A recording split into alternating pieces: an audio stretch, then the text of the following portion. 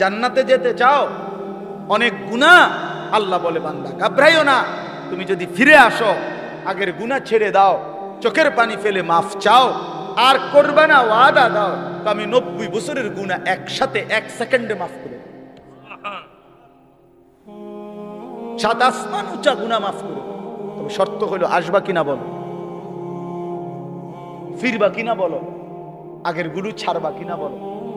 বিড়ি খাইতে খাইতে আস্তাগফিরুল্লাহ বলে হতো, কথা বুঝেন নাই? টেলিভিশন চাইতে চাইতে তওবা তওবা করলে হতো। আমাদের তো, আমরা না বুঝি না, আল্লাহ তো বুঝে বাবা। আমরা তো অনেক সময় আসি এমনি ডুল্লা ডুল্লা আস্তাগফিরুল্লাহ তো পড়ি, কিন্তু গুনাহ থেকে আসলে ইস্তেগফার এ মুখে বলে, এ জানে সে গুনাহ ছাড়বে না, তো এটা কিসের আস্তাগফিরুল্লাহ হলো? আপনার ইয়াকিন দিলের মধ্যে, আপনি মিথ্যা ছাড়বেন না, তো আপনি কি গুনার তওবা করতেছেন? আপনি তো দিলের মধ্যে রাখছেন যে আপনি গুনাহ ছাড়বেন, আপনার পকেটে বিড়ি, আপনার মুখে দাড়ি কাটা, আপনার পকেটের টাকা সুদের টাকা, আমনে কোন আস্তাগফিরুল্লাহ রাব্বি কিতা কইলেন? কারে কইলেন? কিতা বুঝাইলেন আমনে? এই জন্য বললাম, আল্লাহ তাআলা বলে তওবা হলো বান্দা আগের গুনাহ ছেড়ে দেওয়া, আর করবে না ওয়াদা দিয়া, লজ্জিত হয়ে মাফ চাওয়া। এমন হলে আমি 90 বছরের গুনাহ মাফ করব। ওয়া আন্না আযাবি হুয়াল আযাবুল আলীম। আল্লাহ তাআলা বলেন, এই শেষ কথা ভাই, আমার এই শেষ লাইনটা শুনেন।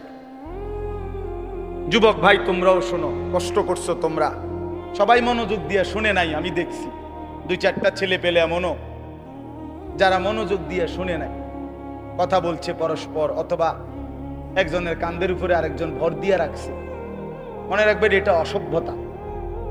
কোনো প্রাপ্ত বয়স্ক ছেলে, মানে 14 বছর 15 বছর থেকে উপরে যারা সাবালক, অর্থাৎ যাদের উপরে গোসল ফরজ হয়, এমন সাবালক ছেলে একজন আরেকজনকে জড়ায়া ধরা, এটা সম্পূর্ণভাবে শাহওয়াত, এটা অসভ্যতার অংশ। হ্যাঁ, এটা একটা শাহওয়াতের অংশ, এটা একটা নোংরামির অংশ। আপনি মনে করেন আমরা বন্ধু দেখে জড়াই, না না না, বন্ধু না, তোমার কাছে মধ্যে শাহওয়াত আছে দেখে জড়াই। দুনিয়াবাসী না বুঝলে কি হয়েছে, আসমানওয়ালা বুঝে। এই জন্য ভাইয়া আখলাক বড় সম্পদ। তো বলতেছিলাম, শেষ কথা হলো, আল্লাহ বলেন আপনাদের বাবাদেরকেও বলি, আমারও বলি, যুবক ভাই তোমাদেরকেও বলি, ওয়া আন্না আযাবি হুয়াল আযাবুল আলীম। আল্লাহ তাআলা বলছেন, বান্দা এতভাবে বললাম, আমার জান্নাত আমি সাজায় রাখছি, আমি বললাম আমি মাফ করে দেব, এরপরেও যদি কেউ গাদ্দারি করো, অবাধ্যতা করো, এরপরেও যদি আমি আল্লাহর কথাটাকে কোনো পাত্তাই না দাও, তো আল্লাহ বন্ধুকে বলছে, বন্ধু বলে দেন আন্না আযাবি হুয়াল আযাবুল আলীম, তাহলে কিন্তু মনে রেখো আমি আল্লাহর আযাব বড়ই ভয়ানক। তুমি মনে রাখো বান্দা, আমি তোমারে বহুভাবে বলছি তওবা করতে, মাফ করে দেব বলছি, বান্দা পাত্তা দিলা না, তো মনে রাখো আমার শাস্তি বড় কঠিন। আমার 1 সেকেন্ডের আযাব সহ্য করতে পারবে না, 1 মিনিটের আযাব সহ্য করতে পারবে না। এই জন্য দয়া করে প্রত্যেকেই, আমার কথা সাদা সিধা কথা, আমি এতটুকু বুঝি, আমরা প্রত্যেকেই গুনাহ ছেড়ে দেই, আল্লাহর নাফরমানি ছেড়ে দেই। মাঝ বয়সী বাবারা যারা আছেন, হালাল রোজগার করে, হারাম ছাড়েন, হারাম ছাড়েন, ছেলে মেয়েকে দ্বীন শিখান, নিজেরা আখলাক সুন্দর করেন। আল্লাহ তাআলা আমাদের সবাইকে আখিরাতের ফিকিরে গুনাহ ছেড়ে দেওয়ার, আল্লাহর ইবাদত করার তৌফিক দান করেন। এটা মনে রাখা চাই, মুসলমান মানে এই কথা দিলের মধ্যে ইয়াকিন রাখতে হবে। 24 ঘন্টা হার হালাতে, সকল অবস্থায় আল্লাহ আমাকে দেখে। কি বলেন? আল্লাহ আমাকে দেখে। আলাম ইয়ালাম বিআন্নাল্লাহা ইয়ারা। আল্লাহ তাআলা বলে, বান্দা তুমি কি জানো আমি কিন্তু সারাক্ষণ তোমাকে দেখি, সারাক্ষণ, রাতেও দিনেও। অন্ধকার অমাবস্যার রাতেও, পূর্ণিমার চাঁদের আলোর নিচেও, একাকীও গোপনেও প্রকাশ্যেও, সর্বাবস্থায় আমরা আল্লাহ তাআলার ইহাতা, আল্লাহ তাআলার বেষ্টনীর বাহিরে যাওয়ার কোনো সুযোগ আমাদের নাই। কোরআন শরীফে আছে, আল্লাহ তাআলা বলেন, ইয়া মা'শারাল জিন্নি ওয়াল ইনস ইন ইসতাতা'তুম আন তানফুযু মিন আকতারিস সামাওয়াতি ওয়াল আরদ ফানফুযু। সূরা আর রহমানের মধ্যে আছে। আল্লাহ তাআলা বলেন, হে জিন এবং মানুষ, যদি নাফরমানি করতেই মন চায় তো আমি আল্লাহর আসমানের সীমানা, জমিনের সীমানা ছেড়ে দাও, আমার সীমানার থেকে বেরিয়ে পড়ো, দেখো পারো কিনা। আল্লাহ তাআলা বলে, লা তানফুজুন ইল্লা বিসুলতান, আমি ক্ষমতা না দিলে কেউই নিজের যোগ্যতায়, নিজের ক্ষমতায় আমার সীমানা পার হইতে পারবে। বুঝেন নাই? পারবে? আমরা আসলে পারমু না। এভাবে বহু আয়াতের মধ্যে আল্লাহ তাআলা কোরআনুল কারীমে কথা বারবার বলছে, বান্দা তুমি আমার বেষ্টনীর ভিতর, লাকাদ আহসাহুম ওয়া আদ্দাহুম আদ্দা। আল্লাহ তাআলা বলেন, আমি বান্দাকে বেষ্টন করে আছি এবং তার পুরা জিন্দেগি গুনে গুনে রাখছি, গুনে গুনে রাখতেছি, একটা জাররা, একটা হিসাব বাদ যাবে না, বাদ যাবে না। আহসাহুল্লাহু ওয়া নাসু। আল্লাহ তাআলা বলেন, বান্দা আমি গুনে রেখেছি, তুমি ভুলে গেছো, তোমার হয়তো মনে নাই, তোমার পুরা হায়াত আমি আল্লাহ তাআলা হিসাব করে রাখছি। হাসি দিছো কয়টা, কাঁদছো কয়বার, হাত উপরে উঠাইছো কয়বার, নিচে নামাইছো কয়বার, অক্সিজেন গ্রহণ করছো নিঃশ্বাস কয়বার, আবার ছেড়ে দিছো নিঃশ্বাস কয়বার। আল্লাহ তাআলা বলেন, সব আমার ফেরেশতা হিসাবের মধ্যে লিখে রাখছে, সব হিসাব। এই জন্য বাপ, এটা বহুতই জরুরি বিষয়। নিজেরে বুদ্ধিমান ভাবতে নাই, নিজেরে চালাক মনে করতে নাই। পৃথিবীর সবাইকে ফাঁকি দিলে কি হবে? আল্লাহকে ফাঁকি দেব কিভাবে?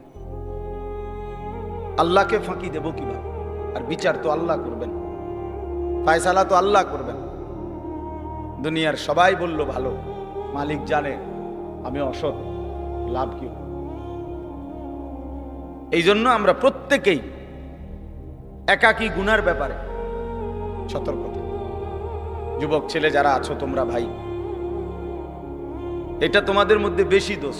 রাতের আধারে তুমি মনে করো কেউ দেখে না, এই জন্য তুমি সারা রাত মোবাইলের মধ্যে নাচ গান ছবি দেখো। দোস্ত আমার, মনে রাখো, যে মালিকের চোখ দিয়ে দেখতেছো সেই মালিক তোমারে দেখে। যার হাত দিয়ে মোবাইল চালাচ্ছ তিনি কিন্তু দেখেন, তিনি দেখেন। ওয়াকাফা বিদুনুবি ইবাদিহি খাবীরাম বাসীরা। আল্লাহ তাআলা বলেন, আমার বান্দার সমস্ত গুনার হিসাব রাখার জন্য আমি আল্লাহ একাই যথেষ্ট, আমি একাই যথেষ্ট। তুমি দেখবা আমি আল্লাহ তাআলার কাছে হাসরের ময়দানে যখন তোমার আমলনামা দেয়া হবে, নিজ চোখে তুমি দেখবা, লা ইউগাদিরু সগীরাতান ওয়ালা কাবীরাতান ইল্লা আহসাহা। আল্লাহ তাআলা বলেন, বান্দা নিজেই বলবে, আল্লাহ ছোট কিংবা বড় আমার জীবনের কোনো কিছুই তো এই হিসাবের খাতার থেকে বাদ দেয় নাই, সবই তো উঠায় ফেলছে। কারে দিয়া লেখাইলে? একটা বিন্দু, একটা নিঃশ্বাস, একটা হাসি কান্না, ভালো মন্দ কিছুই তো বাদ দেয়। এইভাবে নিখুঁত আমলনামা তৈরি করছে ফেরেশতা। এই ডান কাঁধে বাম কাঁধের ফেরেশতা এক সেকেন্ডের জন্য বিশ্রাম করে না। ফেরেশতার কোনো বিশ্রাম নেই, ফেরেশতার কোনো ক্লান্তি নেই। সৃষ্টিগতভাবেই তারা এমন। ফেরেশতা আল্লাহর হুকুমের বিরোধিতা করতেই পারে না, ফেরেশতা আল্লাহর হুকুমের অবাধ্য হইতেই পারে না। সিস্টেমে না। এই লাইটটা নিজে নিজে বন্ধ হইবার কোনো যোগ্যতাই নেই। এটা আমরা মানুষরা এটা সুইচ বন্ধ করতে হবে, অথবা ওই বিদ্যুৎ যেখানে চলে যায় সেখানেও তো সুইচ বন্ধ হয়। কিন্তু এইটা নিজে যে আমি 1 ঘন্টা ধরে জ্বলছি, এখন একটু বন্ধ হই, এরকম কি ক্ষমতা আছে কি? ফেরেশতা এমন। এজন্য এটা মনে রাখা চাই। আমার বুঝলেও ভালো, আপনি বুঝলেও, বয়স্ক বাবারা বুঝলেও ভালো, নওজোয়ান সাথী তোমরা বুঝলেও ভালো। নিজেকে কোনোভাবেই চালাক মনে করতে না। আল্লাহ তাআলা বন্ধু বান্দা, তুমি তোমারে বুদ্ধিমান ভাইব না। বুদ্ধিমান কোন নাফরমান বুদ্ধিমান হয় না, খোদার কসম। আল্লাহ তাআলা বারবার কোরআনে বলছে, কোন বেঈমান, কোন নাফরমান বুদ্ধিমান হয় না। তো বলে যে কাফের বেঈমানরা দুনিয়ার কত কিছু আবিষ্কার করছে না। আপনারা একটা জিনিস বুঝেন না, সহজ হিসাব হইল, আল্লাহ তাআলা যখন যাকে দিয়ে যে কাজটা করাবেন তাকে ওই বুদ্ধি, ওই মেধা আল্লাহ দিয়েই দেন। এই জন্য আপনি যদি বলেন যে যে বেটা ট্রাক আবিষ্কার করছে, বানাইছে, মনে করে তো এই ছোট্ট মোবাইলটা তো হে মনে এমনি বানাইতে পারবে, এত বড় ট্রাক যে বেটা বানাইতে পারছে, এবারটা কি আর এই মোবাইলটা বানাইতে পারতো না? কথা বোঝেন নাই? পারিবে নাকি? তো তো এ ফাইল না, এটা তো ছুড়ো। এত বড় ট্রাক যেহেতু বানাইছে, উনি ইচ্ছা করলে তো মোটরসাইকেল, এটা তার লাগে কোনো বিষয় না। এটা নিয়ে যুক্তির কথা বুঝছেন না? হিসাবটা না, এটা কোনো যুক্তি না। আল্লাহ তাআলা এক একজনের মাথায় এক একটা কি মেধা, যোগ্যতা আল্লাহ দিয়েছেন, আল্লাহ দিয়েছেন। এই জন্য আল্লাহ তাআলা কোরআনের কারিমে বলছে, সমস্ত বেঈমান লা ইয়াকিলুন, এদের আকল নেই, লা ইয়াফকাহুন, এরা বুঝে না, এরা বুঝে না, লা ইয়ালামুন, এরা কিছুই জানে না। আল্লাহকে না চিনলে কিছুই চিনা হয় না। আল্লাহর কুদরত না দেখলে, আল্লাহর কসম, ওই চোখ কিছুই দেখে না। আল্লাহর কথা কানে না শুনলে, ওই কান মূলত বধির, সেই কান আসলে শুনেই না। যেই জবান আল্লাহর নাম নেয় না, যেই জবান আল্লাহর কোরআন পড়তেও পারে না। আমি তো সবসময় বলি, মুসলমান যে ব্যক্তি আল্লাহর জিকির করে না, অথবা আল্লাহর কোরআন দেখে দেখেও সহি শুদ্ধ কোরআন শরীফ সাইয়া সাইয়াও পড়তে পারে না, এই লোকটা মূলত বোবা। এ আসলে কথাই জানে না। এ বাকি যেগুলো বলে বেহুদা বলে। জবান যিনি দিছেন, যার দেওয়া জবান তার নামই নিতে পারে না, তার কালামই পড়তে পারে না, তুমি তো আসলে কিছুই জানো। এই জন্য কোরআন শরীফ আল্লাহ বলছে, সমস্ত বেঈমানের দিল আছে কিন্তু বোঝে না, সমস্ত বেঈমানের কান আছে কিন্তু শুনে না, সমস্ত বেঈমানের চোখ আছে কিন্তু দেখে না। কোরআন শরীফ আছে, লাহুম কুলুবুল লা ইয়াফকাহুনা বিহা ওয়া লাহুম আযানুন লা ইবসিরুনা বিহা ওয়া লাহুম আ'য়ুনুন লা ইয়াসমাউনা বিহা। আল্লাহ তাআলা বলছে, বেঈমানের দিল আছে কিন্তু বোঝে না, বেঈমানের কান আছে কিন্তু শুনে না। ওই ছেলে, এই দুই ছেলে, ভাইয়া কথা বাকি থাকলে বাইরে গিয়া বলো। বেওকুফ কোথাকার, কথা বাকি থাকলে বাইরে খালি জায়গা আছে, সেখানে যাও। জিন্দিগি অপদার্থ এক জিন্দিগি বানিয়ে ফেলছে সবাই। জীবন মানেই হলো আমার খামখেয়াল, আমার যেটা ভালো, মন চাইলে বুট খাইলাম, মন চাইলে বাদাম খাইলাম, মন চাইলে ঠ্যাং সরাইয়া বইলাম, মন চাইলে মাথা আলগি দিয়া বইলাম, মন চাইলে হাসলাম, মন চাইলে কাঁদলাম, মন চাইলে দাঁড়াইয়া পেশাব করলাম, মন চাইলে বৈশা পেশাব করলাম। অজস্র সন্তানের চলাফেরা দেখলে বোঝা যায় এদের কোনো মা নাই, বাবা নাই, অভিভাবক নাই, এদের কোনো আখেরাত নাই, আল্লাহ নাই, পরকাল নাই, কিচ্ছু নাই। নফসের গোলাম, মনের চাহিদার গোলাম। তার খোদা তার মনের চাহিদা, তার মনে যা চায় তাই। আল্লাহ তাআলা কোরআন শরীফে বলছে, সরাসরি কোরআন শরীফের আয়াত, আল্লাহ তাআলা বলেন, মনের ইচ্ছাকে যে নিজের খোদা বানিয়েছে, আল্লাহ বলছে, নবী শুনেন, তার পরিচয় আর কিছুই নয়, শুধুই চতুষ্পদ জন্তু, হাইওয়ান, জানোয়ার। কোরআনের আয়াত। হ্যাঁ মিয়া, কার মতো চুল রাখলা, কার মতো জামা পরলা, কার মতো প্যান্ট পরলা, সারাদিন কোথায় ঘুরলা, রাত নাই দিন নাই, ঘন্টার পর ঘন্টা মোবাইল, ছবি, নর্তকী, নাচ, আড্ডা, হাসি মস্করা, তামাশা, ফুর্তি। তোমার মা কোথায়? তোমার বাবা কোথায়?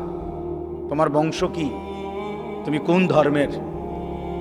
তোমারে বানাইছে কে? তুমি কার উম্মত? তুমি আসছো কোত্থেকে? তুমি যাবা কোথায়? প্রতিদিন যে মানুষগুলো মরে ওরা কই যায়? এ কিছুই বুঝো না, কিছুই মনে করো না।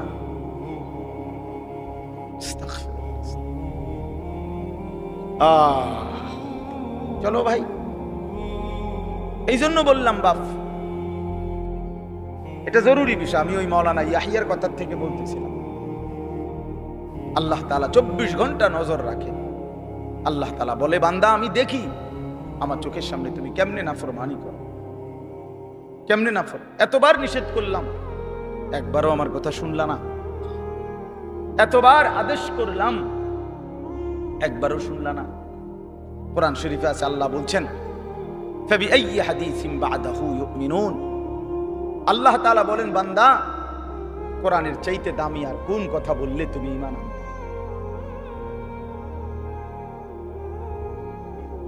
উফ, এর চাইতে দামি কি বললে তুমি বিশ্বাস করবে? আল্লাহ তাআলা বলছে, দুনিয়াবাসী, আমার সবচেয়ে কলিজার টুকরা বন্ধু, আমার সবচেয়ে প্রিয় রাসূল, আখিরি নবী, আমার বন্ধু, আমার হাবিব রাসূল আকরাম সাল্লাল্লাহু আলাইহি ওয়াসাল্লাম, তাকে দিলাম তোমার জন্য। আমার সর্বশ্রেষ্ঠ কিতাব কোরআন দিলাম তোমার জন্য। এরপরেও তুমি পাত্তা দিলা না। এত বড় রাসূলকেও পাত্তা দিলা না, এত বড় কিতাবকেও পাত্তা দিলা না। এরপরে আর কি দিলে ঈমান আনতা?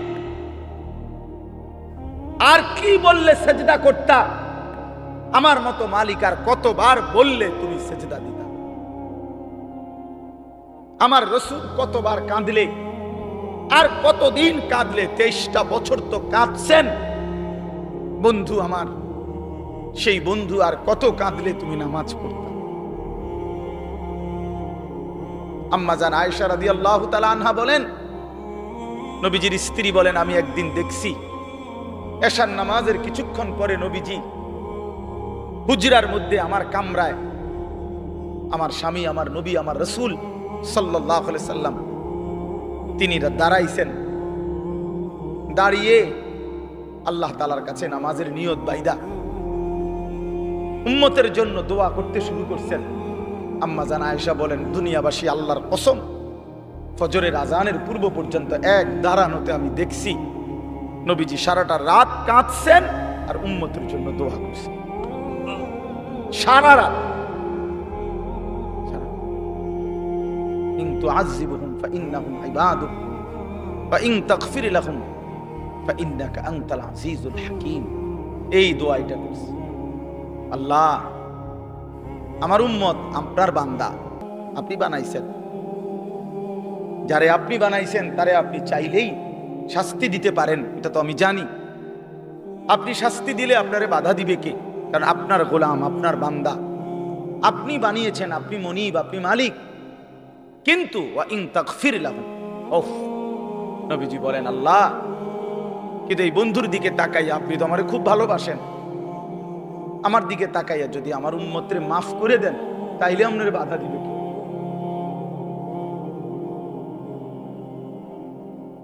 আপনি মাফ করে দিলে আপনারা তো কেউ কিছু বলতে পারবে না, এই ক্ষমতা তো কারো নাই। আপনি তো চাইলে মাফই করে দিতে পারেন, তো দেন না মাফ করে। এইভাবে কাঁদছেন নিয়ে আসা, এইভাবে কাঁদছেন। রাতেও মনে পড়ে না, দিনেও মনে পড়ে না, বছরের পর বছর, দিনের পর দিন, কোনদিন আল্লাহর কথা মনে পড়ে না, রাসূলুল্লাহ সাল্লাল্লাহু আলাইহি সাল্লামের সুন্নাতের অনুসরণ করা মনে করে না। কেমনে পার হইবেন বাপ? এত বছর দাড়ি কাইটা আখিরাতে পার হইবেন কেমনে? 30 বছর সুদ খাইয়া আখিরাতে পার হইবেন কেমনে? হ্যাঁ, কোনোদিন ফজরের নামাজ পড়েন না, আখেরাতে পার হবেন কেন? আপনার বিবি কোনোদিনও পর্দা করে না, এই বোন পার হবে কেমনে? 30 বছর ধরে প্রতিদিন আপনার ঘরে রঙিন টেলিভিশন চলে, আপনার বিবি বাচ্চারা নাচ গান নর্তকীর ছবি নাটক সিনেমা দেখে, মুক্তি পাইবেন কেমনে বাবা? বলেন, সবাই বলেন, ফিকির করেন, ভেবে দেখেন। কি বুঝাই দিবেন আল্লাহকে, কি বুঝাই দিবেন রাসূলুল্লাহ সাল্লাল্লাহু আলাইহি সাল্লাম? নবীজি কিছুই জিজ্ঞেস করবে না? কি মনে করেন আপনারা এমনি সবাই সুপারিশ করবে মানে কি কিছুই জিজ্ঞাইতো না? কোনো কাগজপত্র কিছুই দেখবে না নাকি? কথা বলেন না তো? তাইলে রাসূলুল্লাহ সাল্লাল্লাহু আলাইহি সাল্লাম সুপারিশ করবে মানে কি? মানে কোনো কথা নাই, শুধু আপনি গিয়ে দাঁড়াইবেন আর আপনার বেহেশত বুঝ দিয়ে লাগবে নাকি? তো তাইলে হিসাব করলো কেন? ডান কাদের বাম কাদের ফেরেশতা লিখলো কেন? আমলনামা তৈরি হইলো কেন? মিজানের পাল্লায় ওজন হবে কেন? হাসরের ময়দান বিচারের ময়দান বলা হইলো কেন? বুঝেন নাই কথা? এজন্য এটা অনুভব করা উচিত। রাসূলুল্লাহ সাল্লাল্লাহু আলাইহি সাল্লাম সরাসরি তাফসিরে আছে, আমরা পড়ছি বাবা। আল্লাহ তাআলা যেদিন নবীকে বলছেন, বন্ধু আপনার সামনে আমি আপনার উম্মতের আমলনামা খুলব, এই কথা নবী যখন শুনছেন, আল্লাহ নবী সাল্লাল্লাহু আলাইহি সাল্লাম অঝরে কাঁদছেন। কেন কাঁদছেন? মুহাদ্দিসিনে কেরাম বলে, নবীজি চিন্তা করছে, ভাবতেছিলেন, হায় আমার উম্মতের আমলনামা যদি আমার সামনে খুলে আর আমি যদি দেখি পৃষ্ঠার পর পৃষ্ঠা গুনাহ নাফরমানি, আমি সেই চেহারা আমার মালিকের সামনে কেমনে দেখাবো? আমি কেমনে বলবো সর্বশ্রেষ্ঠ নবীর উম্মত এমন নাফরমান কেমনে হয়?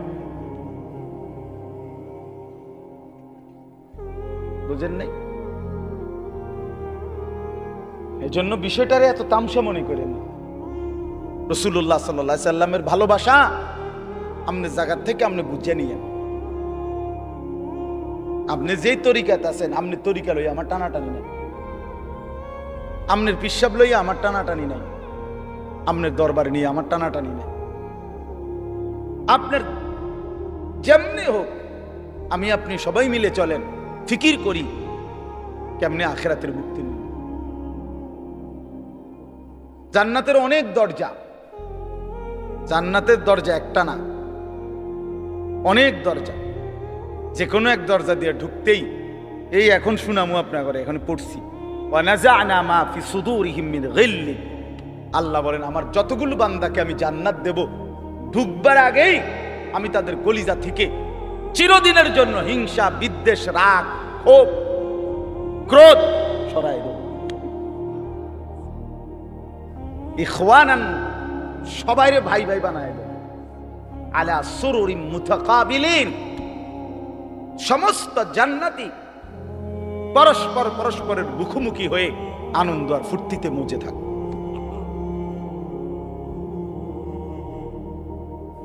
এই জন্য দোস্ত আমার, বন্ধু আমার, বাপ আমার, ফিকির চাই, ফিকির চাই। এ কথা দিল দিয়ে বুঝতে হবে। হাসলেও মরে যাবেন, কাঁদলেও মরে যাবেন। শরীর সুস্থ থাকলেও একদিন মৃত্যু হবে, রোগ শোকে পড়লেও মৃত্যু হবে। রাজপ্রাসাদ আর অট্টালিকাতে যে রাত কাটায় সেও মরে যাবে, কুড়ে ঘরে আর ফকির সেও একদিন কবরে চলে যাবে। নাকি বলেন? বলেন, সবাই বলেন। আমরা সবাই যেতে হবে কিনা বলেন? অতএব যেটা নিশ্চিত মৃত্যু, এটাকে ভুলে যাওয়া ঠিক না। আখিরাত নিশ্চিত। কোরআনুল কারীমের মধ্যে আল্লাহ বলছে, ওয়াবিল আখিরাতি হুম ইউকিনুন।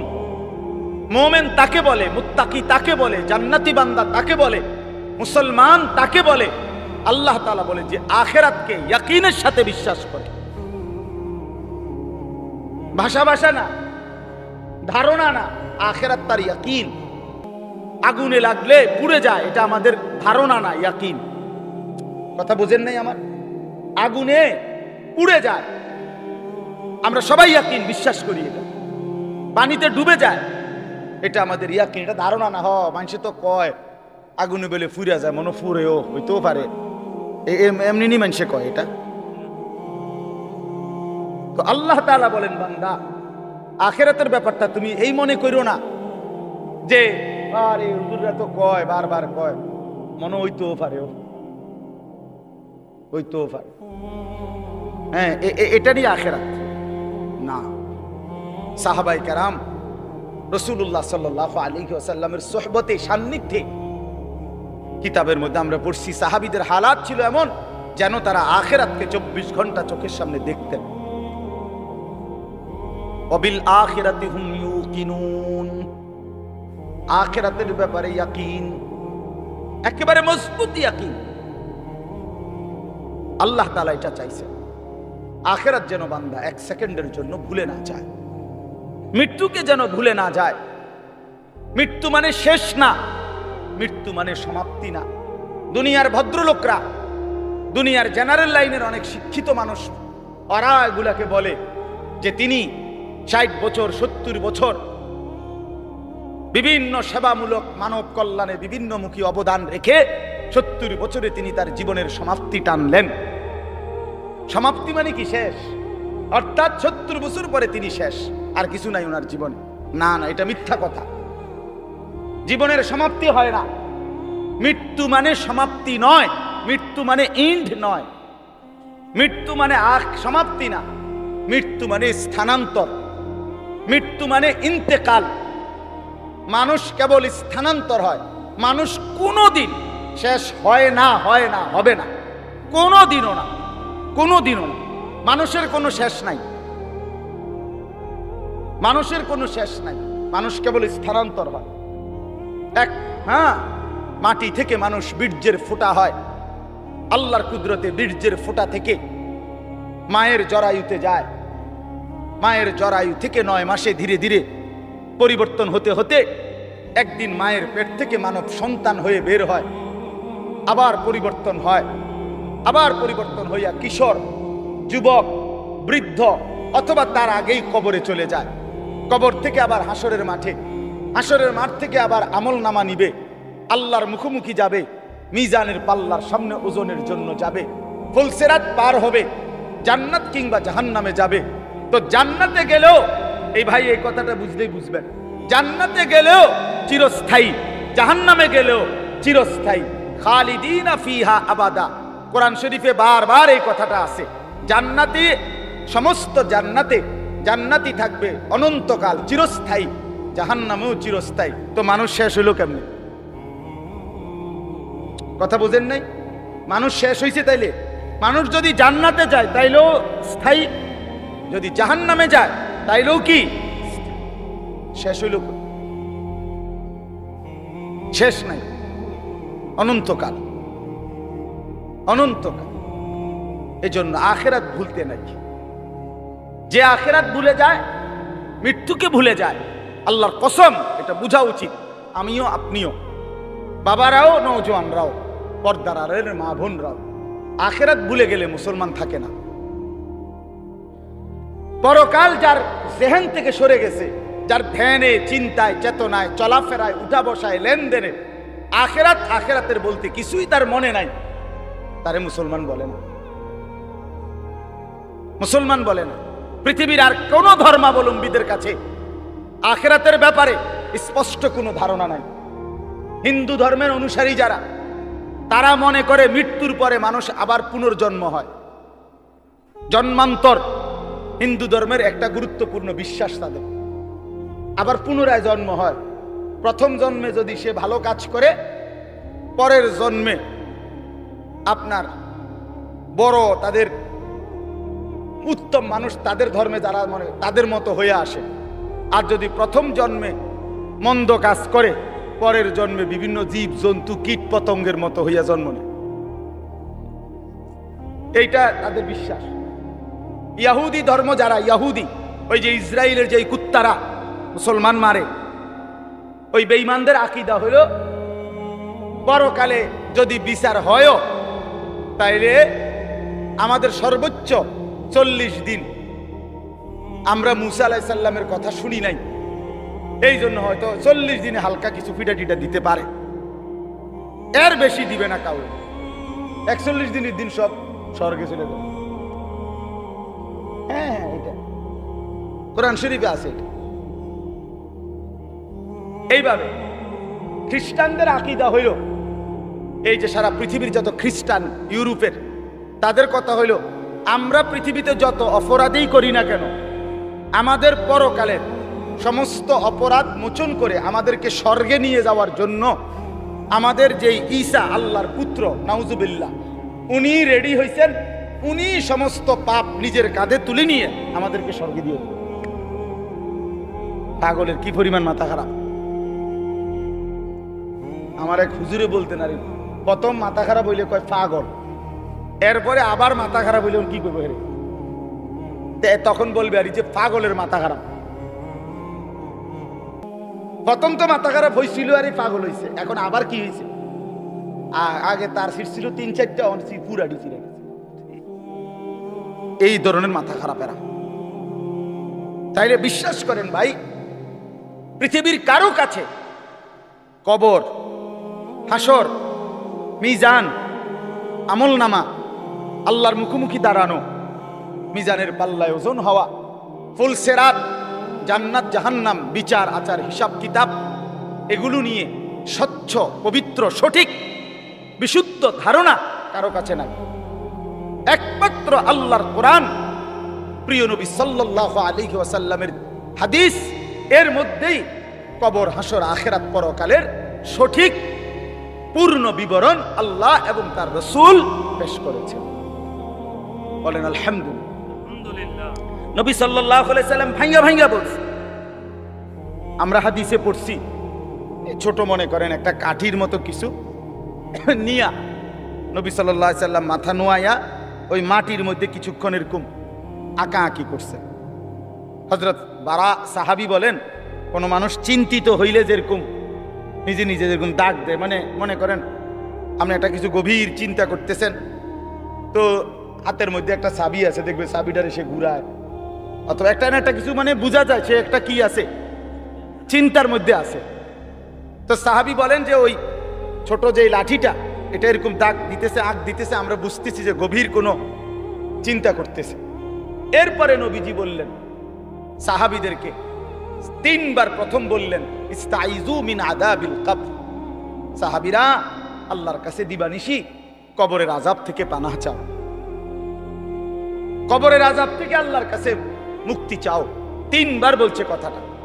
এরপরে নবীজি সাল্লাল্লাহু আলাইহি ওয়াসাল্লাম এক টানা লম্বা হাদিস, 2 পৃষ্ঠার মতো বড় কিতাবে আল্লাহ নবী সাল্লাল্লাহু আলাইহি ওয়াসাল্লাম এই কোন ব্যক্তির নেককারের রুহু কেমনে কবজ হয়, নাফরমানের রুহু কেমনে কবজ হয়, এই 2টা থেকে শুরু করে কবরের পুরা ঘটনাটা আল্লাহ নবী সাল্লাল্লাহু আলাইহি ওয়াসাল্লাম বলছেন।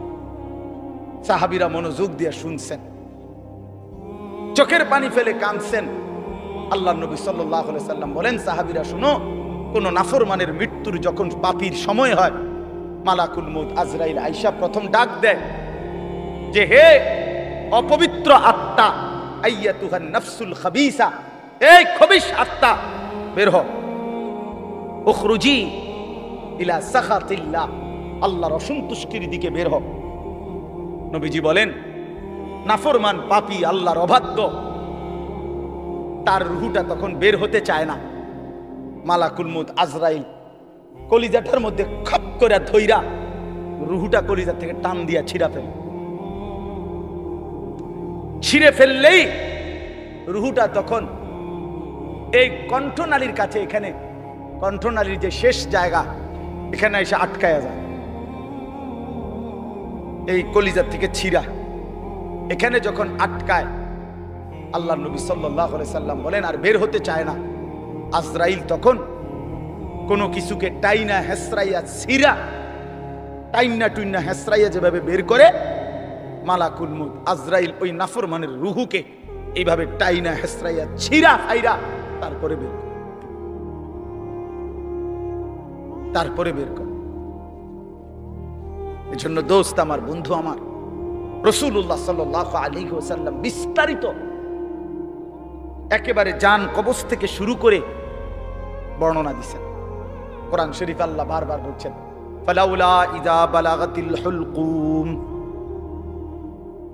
রব্বুল আলামিন বলে, কোন নাফরমানের রূহু যখন ছিঁড়ে গিয়ে কণ্ঠনালীতে এসে পৌঁছে, ওয়া আনতুম হিনা ইদিন তানদুরুন, তোমরা আশপাশের আত্মীয় স্বজন তখন তার দিকে তাকিয়ে থাকো, ওয়া নাহনু আকরাবু ইলাইহি মিনকুম ওয়ালাকিন লা তুবসিরুন, আমি আল্লাহ তো তখন সামনেই থাকি কিন্তু তোমরা দেখো না। বলেন না, আল্লাহ বলেন আমিও দেখি, তোমরাও তাকায়া দেখো। তার রুহুটা বের হতে চাচ্ছে না, কণ্ঠনালীর কাছে আইসা আটকায় গেছে। এরপর আল্লাহ বলেন, ফালাউলা ইন কুনতুম গায়রা মাদিনিন, যদি তোমরা মনে করো কবর নাই, আখিরাত নাই, পরকাল বলতে কিছু নাই, তারজিউনাহা ইন কুনতুম সাদিকিন, যদি তোমাদের এই কথাটাই সত্য হয়, তাইলে এই নাফরমানের রূহটা তার কণ্ঠনালীর থেকে টেনে তার কলজার মধ্যে ফিরাইয়া দাও, ফিরিয়ে দাও। দেখো না পারো কিনা।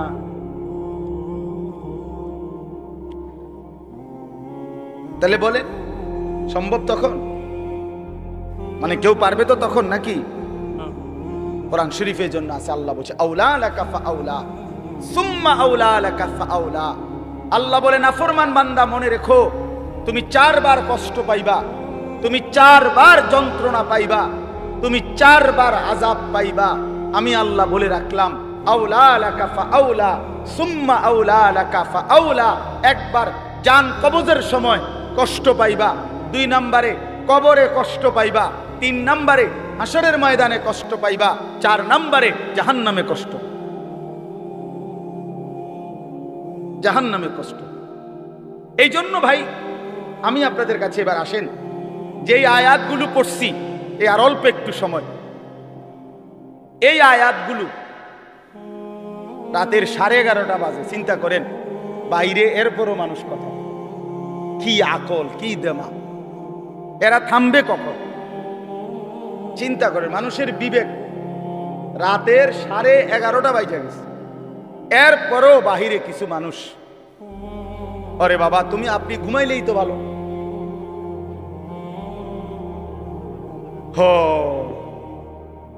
কোনো কথাই মানে আল্লাহর কথা কানের ধার দিয়েও যায় না। দুর্ভাগ্য, দুর্ভাগ্য। চলেন তো আমি বলতেছি, আখিরাতকে যদি কেউ ভুলে যায়, আর অল্প একটু আমার কথাটা শুনেন, আখিরাতকে কেউ ভুলে গেলে, যুবক ভাই তোমরাও শোনো ভাই, আখিরাতকে ভুলে গেলে সে আর মুসলমান থাকে না। মানুষ আখিরাতকে ভুলে গেলে মানুষ জানোয়ার হয়। দুনিয়ার কোন আইন দিয়া, আরো কোন আইন না, আরো পুলিশ র্যাব বিজিবি না, এর উর্ফে আরো 10টা বাহিনীও যদি পৃথিবীতে চালু করে, মানুষের থেকে মন্দ অভ্যাস, মানুষের গুনাহের প্রবণতা, মানুষের অপরাধের মানসিকতা কমবে না। মানুষ সুযোগ খুঁজে, দুনিয়ার এই আইন প্রশাসনের কাছ থেকে মানুষ ফাঁকফুক খুঁজে, আর কি কৌশল বাইর করে, কোনো না কোনো কৌশলে পুলিশরে ফাঁকি দেয়, র্যাবকে ফাঁকি দেয়, বিজিবি ফাঁকি দেয়, মেম্বাররে ফাঁকি দেয়, চেয়ারম্যানরে ফাঁকি দেয়, বাবাকে ফাঁকি দেয়, মাকে ফাঁকি দেয়, কাউকে না কাউকে ফাঁকি দিয়া কোনো না কোনো বুদ্ধি বাহির কইরা সে অপরাধ করে। কিন্তু যার কলিজার ভিতরে আল্লাহর সামনে দাঁড়াইবার অনুভূতি, আখেরাত, পরকাল, নিজের বিচার, নিজের হিসাব, যে এই কথা দিল দিয়া বুঝে যে আমার 1 সেকেন্ড আল্লাহর আড়ালে না, আমার প্রতি নিঃশ্বাসের হিসাব দিতে হবে, প্রতি সেকেন্ডের হিসাব দিতে হবে, আল্লাহর কসম এই আখিরাতের বিশ্বাস যার কলিজায় যতটা মজবুত হয়ে বসে, তো ততটাই তার অপরাধ কমে যায়, আল্লাহর বন্দেগী বেড়ে যায়। আপনি যদি বলেন আমি হুজুরের মধ্যে, আপনি যদি বলেন হুজুর আমনের মধ্যেও অনেক গুনাহ আছে, আমনেরও হুজুরদের মধ্যে বহুত কি আছে, পাপ আছে, আমরা জানি, হ্যাঁ তো আমিও কই জানি, তো বুঝতে হবে আমার মধ্যে আখিরাতের ঘাটতি আছে, আপনার মধ্যে যেমন ঘাটতি। কথা বুঝছেন কিনা বলে? আমি কোনো বেহেশতের থেকে আইছি না, আমি আইছি সাবের বাজার। বুঝছেনি আমার কথাটা? আমি এখন কি বেহেশতের থেকে আইছি? কে? আমি আইছি ক্যান্টনমেন্ট থেকে। তো আমি তো বেহেশতের থেকে আসি নাই। আমাকে হিসাবের জন্য যাইতে হবে। আপনি যেমন দাঁড়াবেন আমিও দাঁড়াবো, আপনাকে যেমন হিসাব দিতে হবে আমাকেও দিতে হবে। এই জন্য আখিরাত ভুলে গেলে এক মানুষের অপরাধ বেড়ে যায়, এক মানুষের বন্দিগি ছুটে যায়। কেন নামাজ পড়ে না? আখিরাত মনে না। কেন চুরি করে, জিনা করে, ব্যভিচার করে, মদ খায়, জুয়া খেলে? কেন সারা রাত যুবক সারা রাত উলঙ্গ ছবি দেখে, নর্তকীর নাচ দেখে, জিনা ব্যভিচারের দৃশ্য দেখে? মুসলমানের বাচ্চা হইয়া কোনোদিন খোদার 365 দিনের একটা বছরে কোনোদিন ফজরের নামাজ পড়ে না। মুসলমানের বাচ্চা এত বড় জানোয়ার কেন হইল? মুসলমানের ঘরে জন্ম নিয়া এত বড় হাইওয়ান কেমনে হইল? এক মহিলা 30 বছর ধরে বেপর্দা, মুসলমান হওয়ার পরও কেমনে হইল? একজন মুসলমান হওয়ার পরে 30টা বছর ধরে সে কেমনে সুদ খায়, কিস্তি নেয়, এত মিথ্যা কথা, এত গালিগালাজ কেমনে করে? 60টা বছর হইয়া গেছে, বুড়া মিয়া এখনো বিড়ি খায় কেমনে? 60 বছর বয়স এখনো সাদওয়ানে বৈশা টেলিভিশনে নর্তকীর নাচ দেখে কেমনে? কারণ আখিরাত ভুলে গেছে। কি ভুলে গেছে বলেন না কেন? অথবা আখিরাত মনে আছে, তবে আখিরাতকে সামান্য কিছু মনে করছে। এই মনে ঘন্টা 2-1 একটা বিষয়, হয়তো 2টা থাপড় চটকনা দিয়া, বুঝেন না কথা? 2-1টা থাপ্পড় টাপ্পড় দিয়া মনে কি করে দিব? ছেড়ে দিব। অথচ বিষয়টা তো এমন না। আল্লাহ তাআলা কোরআনে বলছে হাসরের ময়দানের একদিন এক এক দিন, প্রতিদিন এক এক দিন 50,000 বছর। কোরআন শরীফের আয়াত, এটা কোনো হুজুরের ব্যাখ্যা না, ডাইরেক্ট কোরআনের আয়াত। ফি ইয়াউমিন কানা মিকদারুহু 50,000 সানা, প্রতিদিন একদিন হাসরের ময়দানের 50,000 বছর। 50,000 বছর একটা প্রচন্ড গরমের জায়গার মধ্যে আপনারই যদি 4টা ঘন্টা 5টা ঘন্টা চারিদিকে কোনো দরজা নাই, জানালা নাই, পুরা গরমের মধ্যে এই প্রচন্ড গরমের সিজনে যদি বসায় রাখে 10টা ঘন্টা, আপনি তো পাগল হয়ে যাবেন। আপনি তো গরমে পাগল হয়ে যাবেন। তো 50,000 বছর একদিনে মাথার উপরে সূর্যটা থাকলে দোস্ত আমার কি হবে অবস্থা? পায়ের নিচের জমিন তামার মতো হলে কি হবে? আল্লাহ নবী সাল্লাল্লাহু আলাইহি সাল্লাম বলেছেন, উম্মত 1 সেকেন্ডের জন্য এই এক পাও রাখতে যেটুকু জায়গা, পায়ের তালু এতটুকু জায়গার অতিরিক্ত কাউকে 1 সুতা জায়গা বেশি দেওয়া হবে না। মাউদাউ কাদামিন, শুধু পাও রাখবার জায়গাটাই হাসরের ময়দানে মিলবে। ডানে বামে সামনে পিছনে আর আগাইতেও পারবে না, পিছাইতেও পারবে না, এবং 1 সেকেন্ডের জন্য বসতে পারবে না। ইয়াউমা ইয়াকুমুন নাসু লিরাব্বিল আলামিন, দাঁড়িয়ে থাকতে হবে। মাথার উপরে সূর্য থাকবে, পায়ের নিচে জমিন তামার মতো, নড়াচড়ারও কোনো ডান বাম করার সুযোগ নাই। জাহান্নাম সামনে, ওয়াজি ইয়াউমা ইদিন বিজাহান্নাম, কোরআন শরীফে আল্লাহ বলেছে হাসরের ময়দানে জাহান্নামকে সকলের সামনে এনে দাঁড় করানো হবে, জাহান্নামকে দেখবে। এই অবস্থায় কেমন হবে হালত?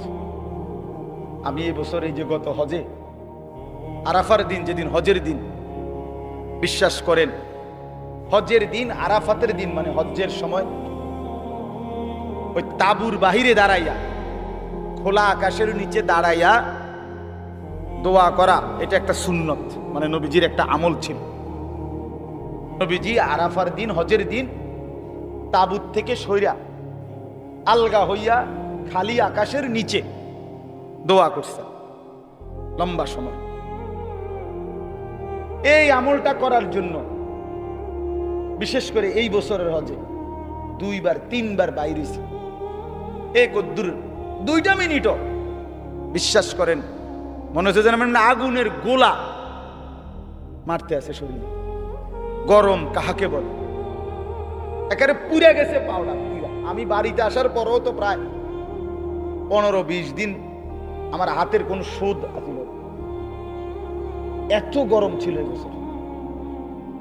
তো অথচ আমরা সবাই বিজ্ঞানিক গবেষণা কি যেন আমাদের থেকে সূর্য কত দূরে, কত জি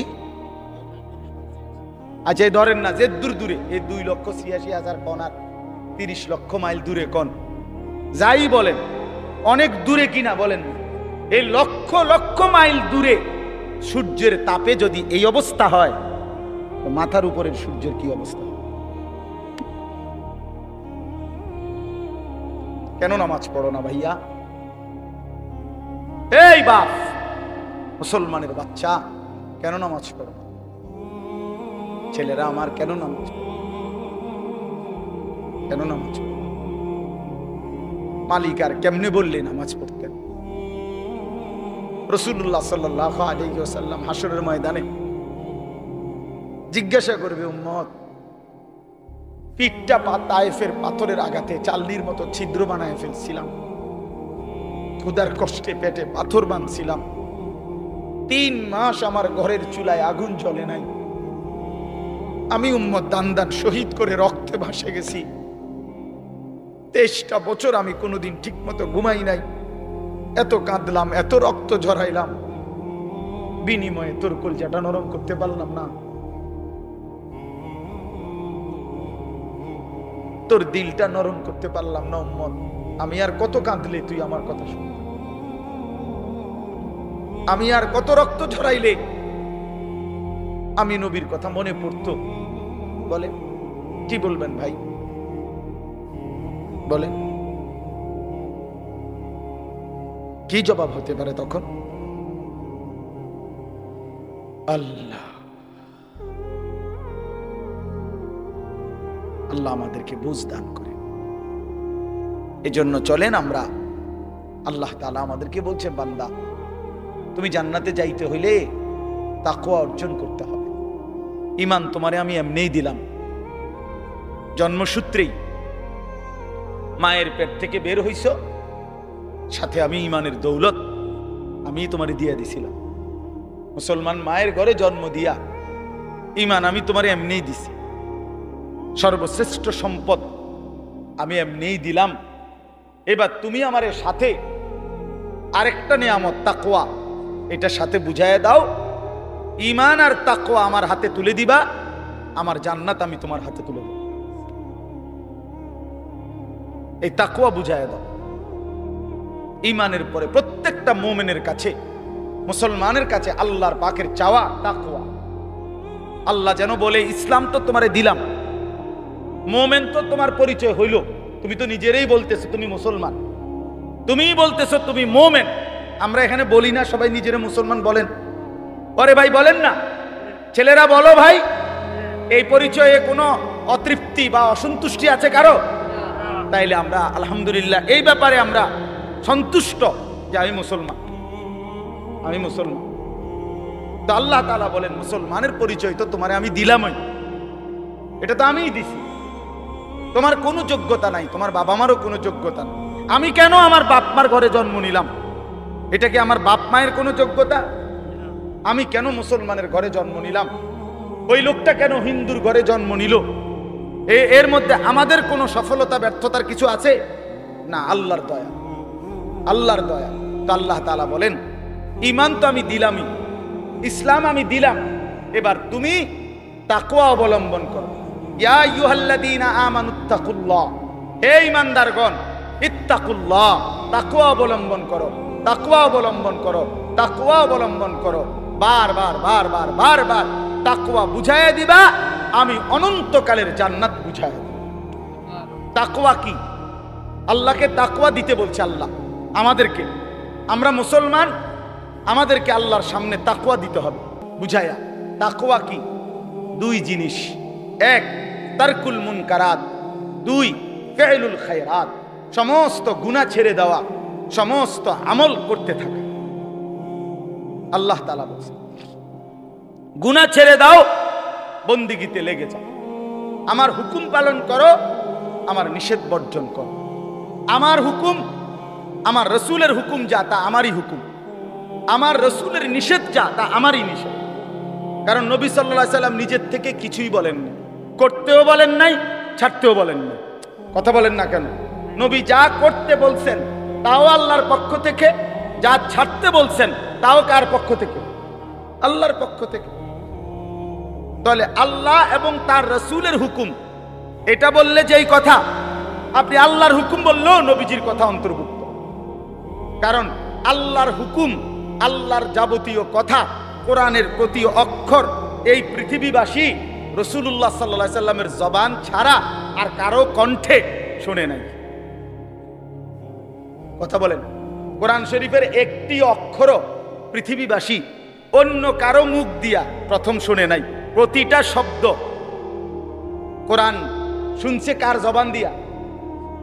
রাসূলুল্লাহ সাল্লাল্লাহু আলাইহি সাল্লামের জবান দিয়ে। নাজিল তো করছেন আল্লাহ, কিন্তু পুরা 30 পারা কোরআন আল্লাহ নবীজির সিনাত নাজিল করছে। এরপরে বলছেন আমনে কোন, আমনে কোন, তো নবীজি শুনাইছে। এজন্য আল্লাহ তাআলা বলেন, বান্দার গুনাহ ছেড়ে দাও, নেক আমলে লেগে যাও। তাহলে তাকওয়া বলে গুনাহ বর্জন কর। বাফ কষ্ট হইতেছে আমি জানি, রাত হয়ে গেছে, আমি শেষ করতে চাচ্ছি। আমি আপনাদেরকে বুঝাই, আবারও বলি, মনে কষ্ট নিয়েন না। কোন মুসলমান নামাজ পড়ে, সে নামাজি। কোন মুসলমান রোজা রাখে, সে রোজাদার। কোন মুসলমান হজ করছে, সে হাজি সাহেব। এগুলো ঠিক আছে, কিন্তু কোন মুসলমান দিনদার, কোন মুসলমান ফরহেজগার, কোন মুসলমান আল্লাহওয়ালা, এইটা বলতে হইলে শুধু নামাজ, শুধু রোজা, শুধু যাকাত, শুধু জিকির যথেষ্ট নয়, বরং পুরা দিন মানা জরুরি। প্রতিটা হালাল আপনাকেই মানতে হবে, প্রতিটা হারাম আপনাকেই ছাড়তে হবে, আমারও ছাড়তে হবে, আমারও ছাড়তে হবে। সমস্ত ইবাদত করতে হবে। জিকির তো আপনি খুব করেন, মাশাআল্লাহ, অনেক নেকি, কিন্তু আপনার উপরে যে হজ ফরজ। রোজা তো আপনি মাশাআল্লাহ খুব রাখেন, কিন্তু আপনার উপরে যে যাকাত ফরজ, সেটা কই? সেটা কই? আপনি নামাজ রোজা তো মাশাআল্লাহ খুব করেন, কিন্তু আপনার বউ বাচ্চার যে তাদেরকে নামাজ পড়তে বলা, তাদেরকে আল্লাহর ইবাদতের উপরে উঠাবার চেষ্টা করা, এটাও যে আপনার উপরে ফরজ দায়িত্ব, সেটা কই? আপনি দি ফুলারে কিছু কর না। তে আমনের ঘরে 16 বছরের এত বড় ডাকাত কোনোদিন নামাজ পড়ে না, একদিনও ফজরের নামাজ পড়ে না। আপনি এই ঘরে ঘুমান, আমনের ফুলাও এই ঘরে ঘুমায়। এত বড় জানোয়ার আমনের ঘরে ঘুমায় কেন? হ্যাঁ, এত বড় হাইওয়ান, এত বড় চতুষ্পদ জন্তু মুসলমানের ঘরে ঘুমায় কেন? এই নাফরমান কতদিন পরে নামাজ পড়বে বলেন? আপনার বিবি কত বছর পরে পর্দা করবে? আপনি যদি বলেন আমি কইছি তো, শুনে না। কয়বার কইছেন? 950 বছর। তো নূহ আলাইহিস সালাম তো 950 বছর বলছে। আপনি যদি কইছেন সর্বোচ্চ 10 বার, 50 বার, আর মনে করেন আপনি 50,000 বারে কইছেন, তো 50,000 বার বলার পরে অথবা 3 বছর বলছেন, অথবা 10 বছর বলছেন, তো 10 বছর পরে আর বলতে হবে না, এই ছুটি আপনারে কে দিল? আমার কথাটা বুঝছেন? আমি যে হুজুর বিশ্বাস করেন, আমি তারে বলতে বলতে মনে 50,000 বার কইছি, তো আচ্ছা, তো ঠিক আছে, আমি ধরে নিলাম, বিশ্বাসও করলাম। তো 50,000 বার বলার পরে ছুটি, এই কথা আপনারে কে অনুমতি দিল? আছে এমন কোন অনুমতি নাই। এই জন্য বাবাদেরকে বলি, সন্তানের, স্ত্রীর, ঘরের মানুষ যারা আপনার ছেলে মেয়ে বউ বাচ্চা, এদের ঈমানের ফিকির, আখিরাতের ফিকির, নামাজের ফিকির, ইবাদতের ফিকির, আল্লাহর কসম, এটা হলো আপনার প্রথম প্রধান মূল দায়িত্ব। ভাত মাছ চাল ডাল, ঘর সংসার ফার্নিচার, বিদেশ কিংবা দেশ, চাকরি কিংবা ব্যবসা, দোকান কিংবা ভিট, ক্ষেত কিংবা খামার এগুলোর ব্যবস্থা পারলে করলেন, না পারলে যদি না করতে পারেন, আল্লাহর কসম আখিরাতে কোনো জবাব দিতে হবে না। আপনার ছেলে মেয়ের জন্য যদি আপনি বিল্ডিং করে দিতে না পারেন, খাট বানায় দিতে না পারেন, তারে যদি আপনি বিদেশ না পাঠাইতে পারেন, এর জন্য হাসরে আপনি আটকাবেন না। কিন্তু তারে কেন নামাজ পড়তে বললেন না, সেজদা দিতে বললেন না, পর্দা করতে বললেন না, তারে কেন গুনাহ ছাড়াইতে চেষ্টা করলেন না, তারে কেন টেলিভিশন, মোবাইল, নাটক, সিনেমার থেকে বাঁচাইতে চেষ্টা করলেন না, এই জন্য আপনি আল্লাহর কাছে জবাবদিহি করতেন। এই আমরা আমাদের চেষ্টা করলাম আপনার ঘরে বুঝায় করার জন্য। তো আল্লাহ তাআলা বলেন, বান্দা তাকওয়া বুঝায় দাও, আমার জান্নাত বুঝে নাও। গুনাহ ছেড়ে দিলে বলে, হুজুর আমি সব পারমু কিনা, আপনি সব পারবেন কিনা, সব বলতে আপনি কয়টা বুঝছেন? আপনি জানেননি মোট শরীয়তের বিধান? বলে যে শরীয়তের বিধান হইল করণীয় হইল মোট 30টা, বর্জনীয় হইল মোট 28টা। এরকম আপনি শুরু না করবেন, আপনি শুরু করবেন, আপনি যাবেন আল্লাহর হুকুম মানার জন্য, আপনি আগাবেন 1 কদম, রব্বে করিম রহমত নিয়ে আসবেন 100 কদম। আল্লাহ বলছে, বান্দা তুমি আইসো 1 বিগত, আমি আসবো 1 হাত। তুমি আসবা 1 হাত, আমি রহমত নিয়ে আসবো 2 হাত। তুমি আসবা হাঁটতে হাঁটতে, আমি রহমত মাগফিরাত নিয়ে আসবো দৌড়তে দৌড়তে। কাজেই বান্দা তুমি ঘাবড়াইও না, আমি তো আছি বান্দা। মা তো 2 বছরের বাচ্চারে হাঁটা শিখায় যখন, একটু দূরে দাঁড় করাইয়া, মা এই পাশে দাঁড়াইয়া, আব্বু আব্বু আসো আসো হাঁটো, তো 2 কদম 1 কদম। মাও তো জানে হে এই থেকে এই এর দূর আইতে পারতো না, ঠিক কি না বলেন? কিন্তু মার উদ্দেশ্য কি? মহিলাটার উদ্দেশ্য হইল বাচ্চাটা আমার 2টা কদম দিলেই এ পড়ে যাবে, কিন্তু আমি দৌড়াই আগে ধরে। এই জন্য 2 কদম দিলেই বাচ্চা যখন পড়ে যাইতে লাগে, মা দৌড়াইয়েই কোলে নিয়া আদর দিয়া চুমা দিয়া জড়াইয়া ধরে। রব্বুল আলামিন বলে, বান্দা তো আমার দুর্বলী, বান্দা তো আমার পুরা হক আদায় করতে পারবে না, কিন্তু আমার বান্দা আগায় আসলে, আমি তার দিল দেখলে, আন্তরিকতা দেখলে, গুনাহ ছেড়ে দিলে, আমি আল্লাহ লক্ষ কোটি গুণ রহমত নিয়ে তার কাছে আগায় আসবো। আল্লাহ তাআলা বলছে, বান্দা তুমি রাতে আসলে আমি রাতে আসবো, তুমি দিনে আসলে আমি দিনে আসবো। তুমি পুরা পৃথিবীর সমস্ত বালুকণা পরিমাণ গুনাহ নিয়ে আসলে, আমার কাছে মাফ চাইলে, চোখের পানি ফেললে, আমি আল্লাহ তাআলা সমপরিমাণ মাগফিরাত নিয়ে তোমার কাছে আসবো। হাদিস এটা। এই জন্য আমরা প্রত্যেকেই চেষ্টা করি। আমার দ্বারা হইতো না এ কথা মুসলমান বলতে পারে, মুমিন এ কথা বললে হবে না রে বাপ। আপনি পারবেন, আপনি পারবেন। নেক আমল, আল্লাহর হুকুম পালন করার নিজেরও চেষ্টা করেন, বউ বাচ্চার জন্য চেষ্টা করেন। আর যুবক ছেলে, তোমরা ভাই নিজেরে নিজে নষ্ট করো না। এই রাত গভীরে এই বন্ধু আমি বললাম, ভাই আমার নিজের চরিত্র, নিজের আখলাক, নিজের জীবন, নিজের যৌবন নষ্ট করো। একদিন দুনিয়ায়ও কষ্ট হবে, আখিরাতেও কষ্ট। আখলাক চরিত্র যে নষ্ট করে, এই উলঙ্গ ছবি, নর্তকীর ছবি, জিনা ব্যভিচারের ছবি, নারীর ছবি, আল্লাহর কসম প্রতিটা তোমার যৌবনের শক্তি দুনিয়ার মধ্যেই নষ্ট করে দেয়। আখিরাতের বরবাদি তো আছেই, দুনিয়ারও শক্তি, সামর্থ্য, যৌবন, যৌন শক্তি নষ্ট করে। এজন্য দুনিয়াও কষ্ট হবে, আখিরাতেও কষ্ট। তুমি ব্যক্তিগতভাবে না জানলেও আমি জানি, হাজারো শত শত যুবকের সাথে আমার ব্যক্তিগত সম্পর্ক আছে, ব্যক্তিগত মহব্বত আছে আমার সাথে। এরকম অসংখ্য যুবকের চোখের পানি এই এতগুলো মানুষের সামনে আল্লাহর কসম আমি দেখছি। তুমি জানো না, নষ্ট নারী, নষ্ট ছবি দেখতে দেখতে নিজের শরীর সক্ষমতা কি পরিমাণ নষ্ট করে ফেলছে। নিজের হাত নিজের নাফরমানি গুনার মধ্যে ব্যবহার করে কি পরিমাণ বরবাদ করে দিছে। সারা রাত নিজের জীবন কি পরিমাণ শেষ করে দিছে। এখন একাকী নিভৃতে কাঁদে, মা জানে না, বাবা জানে না, পৃথিবীর কেউ জানে না, দুঃখে দুঃখে কাঁদে। আমি এমন শত শত যুবক আমাদের সাথে তো কথা বলে, কাঁদে, দোয়া চায়, কি করব বলে। তোমার কাছে তো কইতো না, তোমার কাছে বলবে কেন? আল্লাহ আমাদেরকে মাফ করে দেন। এই জন্য আমি অনেক ছেলে দেখা বললাম জীবন দেখাইতে হবে। জান্নাতে আল্লাহ বল ফি জান্নাত, আমার অগণিত জান্নাতে থাকবা, অয়ুন ঝর্ণা ধারা বেষ্টিত জান্নাত। এটা একটা সুন্দর কথা। মানে জান্নাতের মধ্যে 24 ঘন্টা আল্লাহ তাআলা জান্নাতি বান্দার জন্য 4টা নহর চালু রাখবেন।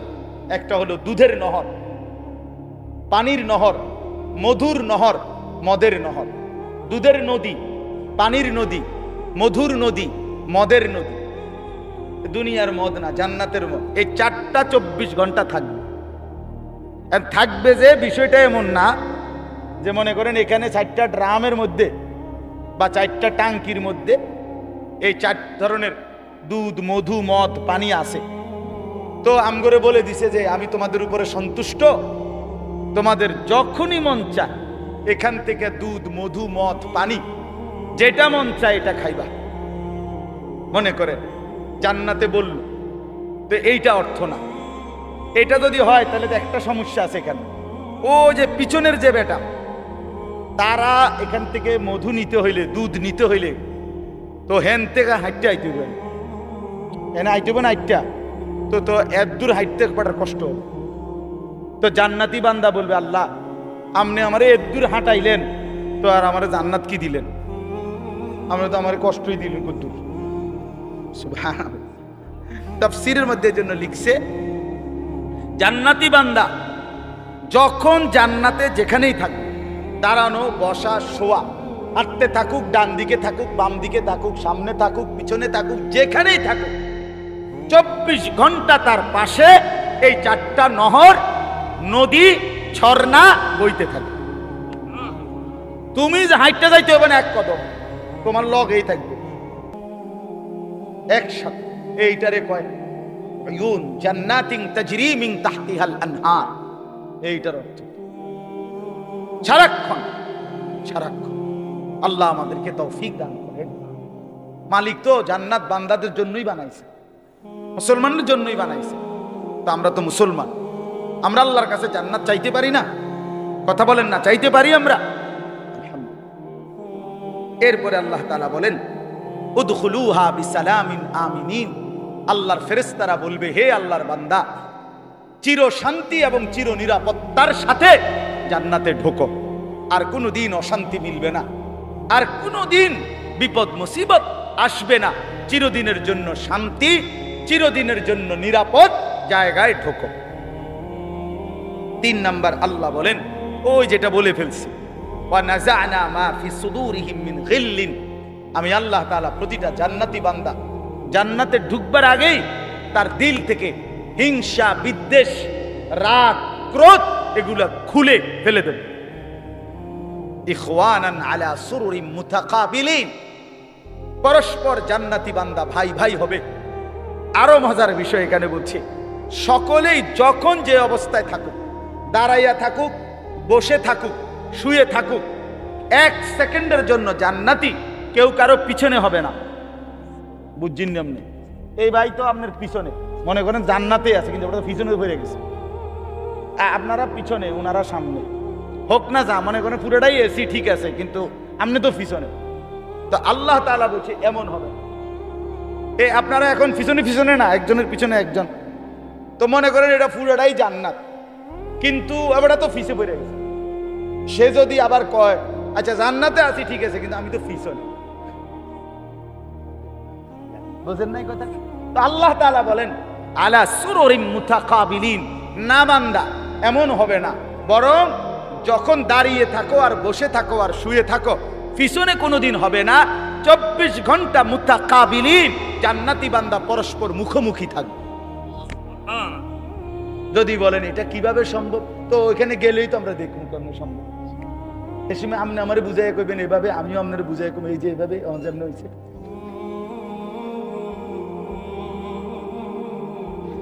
লা ইয়ামাসসুহুম ফিহা নাসাবুন। রব্বুল আলামিন বলে 1,00,000 কোটি বছরে জান্নাতীর কোনোদিন কোনো ক্লান্তি আসবে না। দুনিয়ায় দুঃখেও মানুষের ক্লান্ত হয়, আবার সুখেও ক্লান্ত হয়। হাসতে হাসতেও কাহিল হয়ে যায়, কানতে কানতেও কাহিল হয়ে যায়, খেলতে খেলতেও দুর্বল হয়ে যায়, হয় না? অনেকক্ষণ ধরে খেলতেছে তো এখন কি লাগতেছে? কাহিল লাগতেছে। তো হাসতে হাসতেও কাহিল হয়, কানতে কানতেও কাহিল হয়। আল্লাহ বলেন জান্নাতি বান্দা যত সুখের মধ্যেই থাকুক না কেন, 24 ঘন্টা কখনোই কোনো ক্লান্তি আসবে না। ওমা হুম মিনহা বিমুখরাজিন।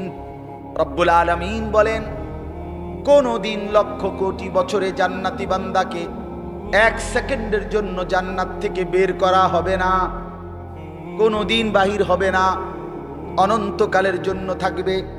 এবার শেষ কথা বন্ধু, নব্বি এই বাদি আন্নি আনাল গফুরুর রহিম।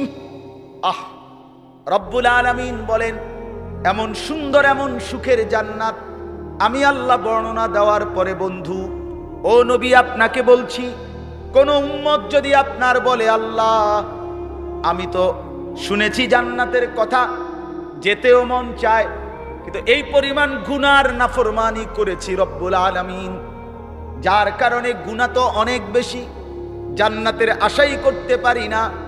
আল্লাহ বলেন বন্ধু আপনি আমার সেই বান্দাদেরকে বলে দেন আন্নি আনাল গফুরুর রহিম, যত লক্ষ কোটি গুনাহ হোক না কেন ছেড়ে দিয়ে তওবা করে চোখের পানি ফেলে যদি আমি আল্লাহর দিকে ফিরে আসে, আমি আল্লাহ ওয়াদা দিলাম আসমান ছোঁয়া গুনাহ হলেও আমি আল্লাহ গফুর, আমি নিশ্চিত মাফ করে দেব। 5 ওয়াক্ত নামাজ পড়ার চেষ্টা করেন, কষ্ট করলেই হবে, একটু হিম্মত করলেই হবে, শত ব্যস্ততার ভিতরেও নামাজ পড়া যায়। আল্লাহ আমাদেরকে বুঝ দান করেন। এই মাদ্রাসা আল্লাহ তাআলা কবুল করে নেন, মাদ্রাসার তামাম ফিকির আল্লাহ তাআলা কবুল করেন। মাওলানা ইয়াহিয়া মাদ্রাসার জন্য আপনাদের কাছে সহযোগিতা চাইছিল, আপনারা কম বেশি দিছেন, আরো পারলে আরো দিয়ে। একটা কথা মনে রাখেন, দান সাদাকার ক্ষেত্রে একটা গুরুত্বপূর্ণ বিষয় হলো প্রথমত তো দিতে মন চায় না, কিন্তু বাস্তবতা হলো প্রত্যেকেই খেয়াল করে দেখে যে যেটুকু দান করে সেটা আসলে সামান্যই দেয়, এটুকুতে তার সংসার পরিবার তেমন কিছু হয় না। টাকা 500 দিলে আপনার বিল্ডিং কোনো কাইতে যেত না, কথাটা আমরা বুঝছেন না? টাকা 1000 দিলে আপনার সংসারের 3 দিনের বাজার বন্ধ হয়ে যাবে এমন না। 100টা টাকা দিলে মসজিদে মাদ্রাসায় দিনই কাজে আপনি খুব আটকাইতেন না। দান মানুষ অল্পই করে, কিন্তু হাসরের ময়দানে এর পুরস্কার দেখলে, বিনিময় দেখলে কলিজা ফেটে মরে যাবে যে হাই কি করলাম, যদি আরো কিছু টাকা দিতাম। সংসার তো চলেই, সংসার তো কোনো না কোনো ভাবে চলে। মানুষ শত ব্যস্ততা অভাবের ভিতরেও বন্ধু বান্ধবরে কিছু খাওয়াইলে কিছু টাকা তো কমে যায়, কিন্তু এরপরও জোড়াতালি দিয়া সংসার চলে যায়। তো আল্লাহর রাস্তায় দান করার বিষয়টা হলো এই, প্রথম তো দিতে মন চায় না, একটু কষ্ট করে দিয়া ফেললে আখিরাতে অনেক বড় সওয়াব মিলবে। এজন্য নিয়মিত মসজিদ মাদ্রাসায় দেওয়ার চেষ্টা করবেন। আল্লাহ তাআলা আপনাদের সবাইকে তৌফিক দান করেন।